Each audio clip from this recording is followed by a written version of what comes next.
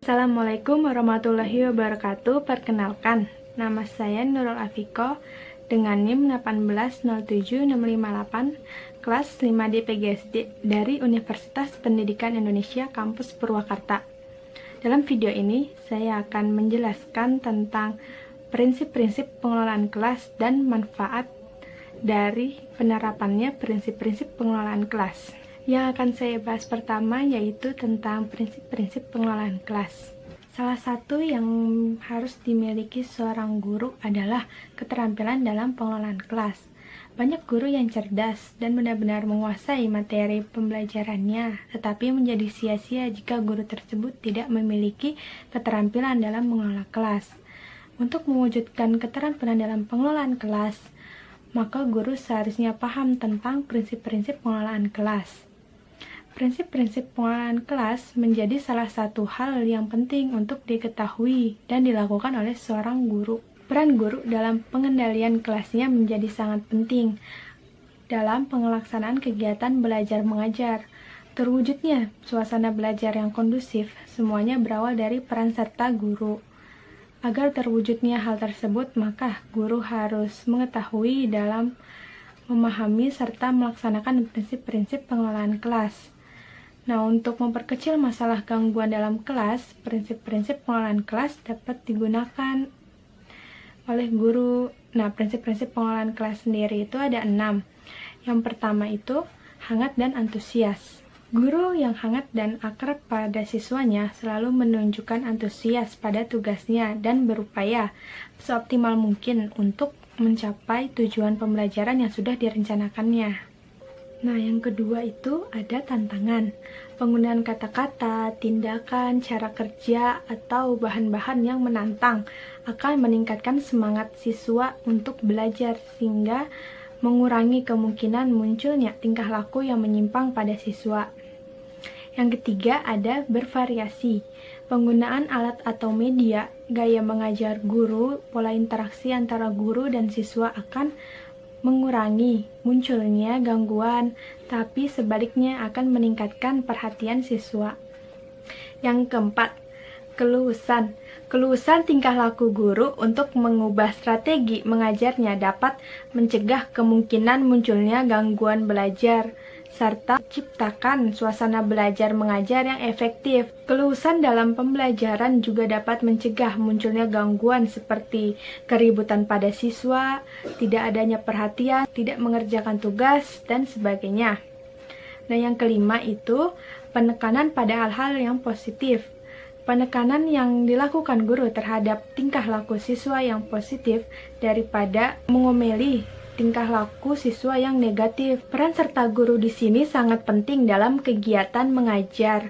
Guru harus dapat mengarahkan siswa pada hal yang positif, baik sikap positif, tindakan positif, maupun pola pikir yang positif. Ketika siswa diprediksi akan berpikir negatif atau melakukan suatu tindakan yang negatif pada bahasan materi, maka sudah menjadi kewajiban seorang guru untuk mengarahkan siswa tersebut baik secara berpikir, bersikap, maupun bertindak pada hal yang positif.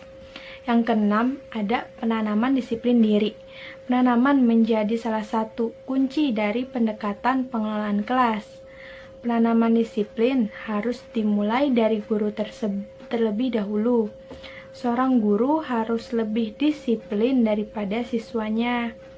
Dengan menunjukkan kedisiplinan dari seorang guru, maka siswa pun akan menjadi segan dan setiap ucapan ataupun tindakan dari gurunya akan lebih berpengaruh dan lebih didengar oleh siswanya.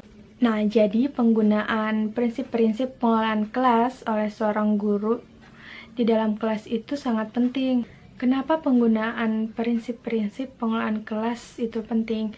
Karena dengan menggunakan prinsip-prinsip tersebut dapat membantu guru untuk mengelola kelas supaya lebih kondusif, lebih efektif dalam belajar mengajar. Selanjutnya, saya akan membahas manfaat penerapan prinsip-prinsip pengelolaan kelas.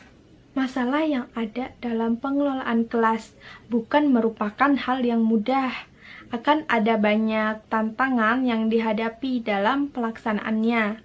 Masalah yang muncul dari dalam maupun dari luar lingkungan kelas Namun demikian, pemahaman dan pengelolaan serta pelaksanaan prinsip-prinsip pengelolaan kelas tetaplah menjadi hal yang sangat penting untuk dilaksanakannya karena memiliki banyak manfaat. Menurut Thomas Gordon tahun 1990 mengatakan bahwa hubungan antara guru dan siswa dianggap baik apabila memiliki prinsip-prinsip. Nah, prinsip yang pertama itu keterbukaan. Dalam hal ini, guru dan siswa saling terbuka dalam menyampaikan pendapat maupun dalam menerima ilmu yang positif. Yang kedua, tanggap. Seorang guru harus tanggap mau menerima masukan dari siswa selama masukan tersebut baik dan benar serta tidak egois. Yang ketiga, saling ketergantungan. Guru dan siswa secara langsung atau tidak langsung akan merasa saling ketergantungan. Dalam hal ini, secara sederhana bisa kita lihat bahwa guru tidak mungkin mengajar apabila tidak ada siswa yang diajarnya. Begitu juga sebaliknya.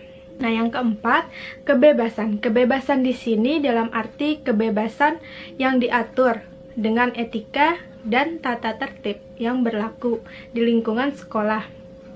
Kebebasan ini meliputi kebebasan berpendapat, kebebasan berpikir, dan kebebasan menyampaikan ide-ide. Prinsip yang kelima itu ada saling memenuhi kebutuhan. Nah, pada fase saling memenuhi kebutuhan ini, maka kedua belah pihak, baik pihak guru maupun pihak siswa akan saling menerima keuntungan.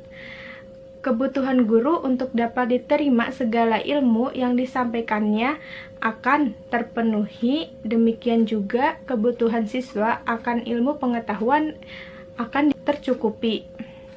Nah, pengetahuan tentang prinsip-prinsip pengelolaan kelas tentunya memiliki banyak manfaat, dan manfaat ini akan terasa apabila seorang guru dapat memahami dan melaksanakan pendekatan-pendekatan prinsip pengelolaan kelas. Nah, manfaat yang pertama itu ada kondisi kegiatan belajar mengajar lebih kondusif, yang kedua kondisi belajar mengajar lebih efektif, yang ketiga siswa lebih mudah mencerna pelajaran yang disampaikan oleh guru jika kondisi di dalam kelas atau suasana di dalam kelas pun nyaman dan kondusif.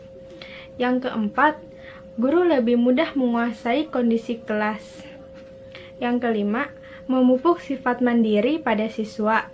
Yang keenam, terjalin kerjasama yang baik antara guru dan siswa. Nah, manfaat yang terakhir, yang ketujuh, guru dan siswa secara disadari ataupun tidak disadari akan menjadi lebih akrab.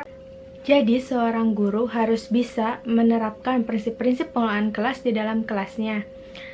Dengan begitu, suasana belajar di dalam kelas bisa jadi nyaman, aman, kondusif, dan efektif untuk siswa, agar siswa bisa menerima ilmu yang disampaikan oleh gurunya dan dapat memahami pembelajaran tersebut. Kalau guru tidak bisa memahami kondisi kelas atau menguasai kelas, atau siswa sulit diatur, maka akan sulit untuk menerima pelajaran atau menerima ilmu yang disampaikan oleh gurunya. Nah, itu tadi pentingnya prinsip-prinsip pengelolaan kelas bagi seorang guru. Nah, sekian video dari saya. Jika ada salah-salah kata, mohon maaf. Wassalamualaikum warahmatullahi wabarakatuh.